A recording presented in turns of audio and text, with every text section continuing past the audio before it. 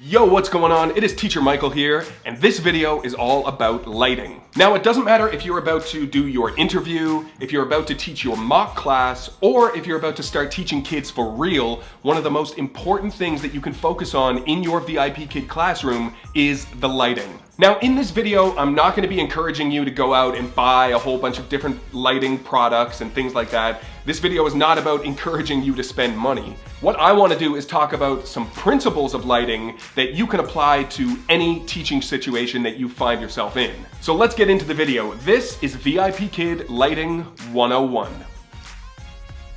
So let's begin by talking about different types of light. And there's really only two types of light. There is natural light and artificial light. Cameras love natural light. Okay, you're gonna look the best, you're gonna be the most evenly lit, and you're gonna look the crispest. The crispest? The most crisp? You're gonna look really crisp if you have 100% natural light. Now, I understand with VIPKid, a lot of people teach at night, a lot of people teach in the morning before the sun rises, so natural light is not always an option. That's totally cool. Second best case scenario is a combination of natural and artificial light. And then I guess the least desirable, but still perfectly effective form of lighting yourself is 100% artificial light. So if you do have a scenario where you can teach next to a window, or you can light yourself with 100% natural light, that's gonna work best for you, but don't fret if that's not possible for you. You can still achieve perfectly good lighting just using a couple lamps. So in order to create the ideal lighting scenario in your classroom, I wanna talk about lighting in terms of the stages of the moon. And the ideal scenario for you is to have a full moon. You want your face to be 100% evenly lit, the same way that a full moon would look. The way to achieve that, the way to get this full moon effect, is to have your main source of light, which the technical term for it is your key light. Okay, it's your key source of light. You want it to be directly in front of you. When your key light is directly in front of you, or in this case, behind your camera, that's gonna make sure that your face is nice and evenly lit. Now, that isn't always possible. Sometimes your main source of light is coming from the side. Okay, you might have a window that's next to your desk. So what happens if your key light is 90 degrees to you? It means that you're gonna have a half moon scenario. Half of your face is gonna be lit, the other half is gonna be in shadows. In order to make sure that half of your face is not in shadows, you're gonna need a second source of light. And the technical term for that second source of light is a fill light. And the job of the fill light is to fill in the shadows that your key light has created.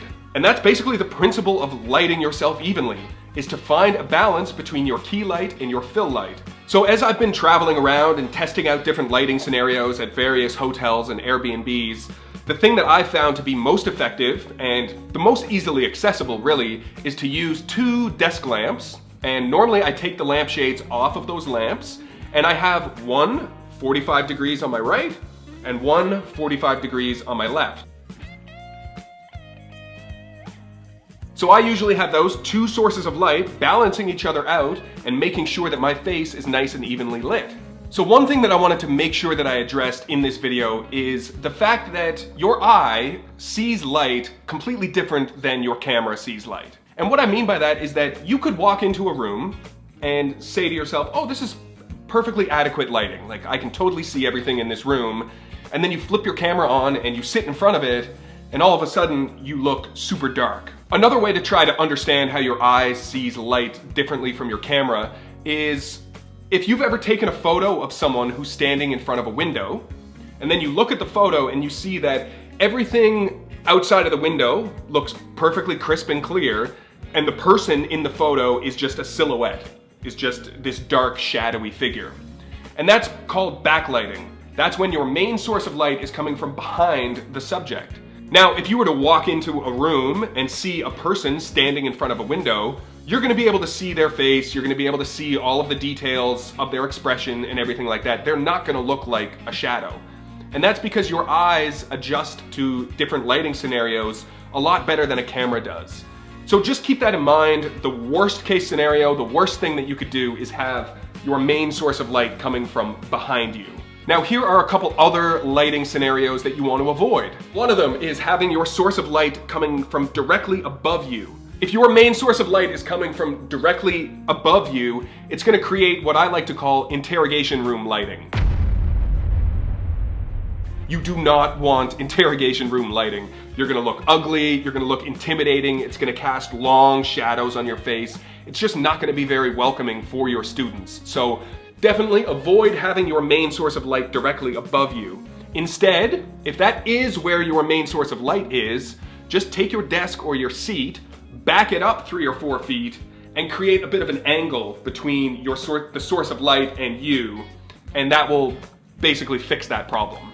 Another thing that you should try to avoid if you can is having your source of light, and this has happened to me as I've been moving houses and things like that, having your main source of light coming from below. And the reason that I suggest avoiding that is because when you start moving props in and out of the frame, and you can kind of see it happening right now, it's just gonna cast shadows on your face and it's gonna be super distracting. So if you can, try to put your sources of light a little bit higher than you, a little bit higher than eye level, so that when you're moving your hands, it's gonna cast those shadows down into your lap and they're not gonna be distracting during your class. So that's basically it. Those are the main principles of lighting that I wanted to communicate, that I wanted to talk to you about so that you can apply them to your VIPKid classroom and hopefully come up with the best case lighting scenario. Once again, my name is Teacher Michael. Thank you so much for watching this video. Don't forget to let me know if you're enjoying these videos or if you're finding them helpful. The best way to do that is give me a thumbs up or leave a little comment down below. Additionally, if you are interested in having me as your VIPKid mentor and sort of having someone to